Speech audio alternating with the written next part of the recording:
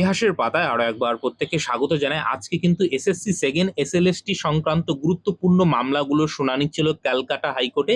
মাননীয় বিচারপতি অমৃতা সিনহা ম্যামের বেঞ্চে কি শুনানি হয়েছে প্রত্যেকটা বিষয় আমরা এক এক করে দেখব, এবং সেই সঙ্গে কি কি বিষয় উঠে আসলো সেগুলোও কিন্তু আমরা পুঙ্খানুপুঙ্খভাবে বিচার বিশ্লেষণ করব।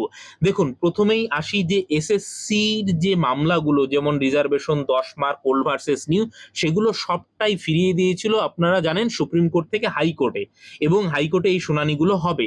তো সেক্ষেত্রে যেহেতু ভোট ছিল সেই জন্য কিন্তু দীর্ঘদিন শুনানি হয়নি, এবং অমৃতা সিনহা ম্যামের বেঞ্চে আবার কিন্তু এই এডুকেশন সংক্রান্ত মামলাগুলো ঘুরে এসছে। এবার কিন্তু প্রতিনিয়ত শুনানি হবে, কিন্তু আজকে শুনানির প্রথমেই এসএসসির আইনজীবী কোর্টের কাছে প্রেয়ার করেন যে আমাদের একটু সময় দেওয়া হোক 2 সপ্তাহ, কারণ আহ, এই যে ডিউ টু এসএসসির সার্কামস্টান্সেস যে রকম রয়েছে, অর্থাৎ সেটা বলতে কি বোঝাচ্ছে, এই যে কেসগুলো রয়েছে সেগুলো কিভাবে রিজলভ করা যায়, আপনাদের আগেই বলেছিলাম এগুলো কিন্তু এসএসসি ভেতরে কিন্তু কাজ করছে, সেটা কিন্তু আজকে প্রমাণ হয়ে গেল।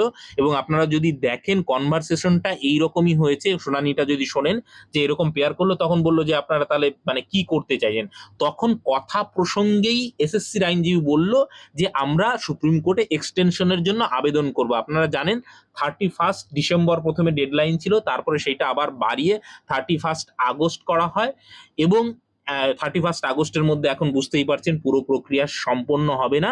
তো সেক্ষেত্রে এইখানে কিন্তু সুপ্রিম কোর্টে সময়সীমা বাড়ানোর জন্য আবেদন করবে, এই কথা কিন্তু এসএসসির আইনজীবী অমৃতা সিনহা ম্যামকে বলেছেন কথা প্রসঙ্গে। সেটা আপনারা যদি ওই পুরোটা শোনেন তাহলে বুঝতে পারবেন। এবং তাহলে এই বিষয়টা হলো, তাহলে একটা বিষয় পরিষ্কার হলো যে এসএসসি কিন্তু এই মুহূর্তে শেষ হচ্ছে না, তারা দীর্ঘ একটা প্রক্রিয়া যে হতে চলেছে, এবং এই যে ইস্যুগুলো সেগুলো রিজলভ না করে কিন্তু এসএসসি এইগুলো করতে চাইছে না, মানে পাকাপাকি কাজ করতে চাইছে, পরিষ্কার কথা, এর আগেও আপনাদের বলেছি।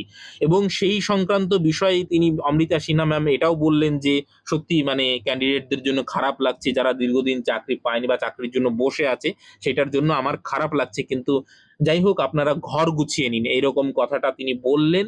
এবং সেই সঙ্গে বললেন যে সংরক্ষণ একটা বড় ইস্যু। তখন এসএসসির আইনজীবী বললেন হ্যাঁ হ্যাঁ মাই লর্ড, এইটা সংরক্ষণটাই সব থেকে বড় প্রবলেম।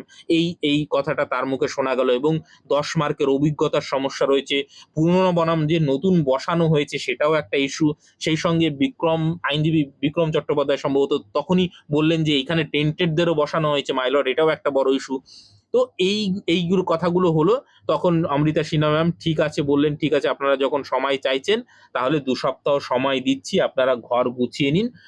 এবং এই যে কেসগুলো এসএসসি কিন্তু চাইছে পুরো সময় নিয়ে রিজলভ করে তারপরে, এটা কিন্তু যদি আপাত দৃষ্টিতে মনে হচ্ছে দেরি হচ্ছে, কিন্তু আমারও পার্সোনালি মতামত, যদি এই কেসগুলো সবগুলো রিজলভ করে নিয়ে নিয়োগ করা হয় তাহলে এই নিয়োগের পর আর কোনো রকম কোনো প্রশ্ন চিহ্ন থাকবে না। কিন্তু এই যে 10 মার্ক রিজার্ভেশন কিন্তু সত্যি একটা ক্রিটিক্যাল বিষয়। তো এইটা রিজলভ না করেই এই যে এখন যদি 7% করা হয়, তাহলে অনেকের যারা চাকরি পেয়েছিল তাদের সেটা তো খারাপ লাগবেই না, বা সেটা তারা আবার কেস করবে। তো এইটা আইনি জটিলতায় না গিয়ে হ্যাঁ একটু দেরি হচ্ছে, এবং আজকে পরিষ্কার বোঝা গেল। দেখুন, আপনার আমার কথায় কিছু আসে যাবে না, সরকার যেটা চাইবে এবং এসএসসি যেটা করবে সেটাই আমাদেরকে মেনে নিতে হবে। তো এবং সর্বোপরি আমাদের আদালত রয়েছে, সেটা বিচার বিশ্লেষণ করবে।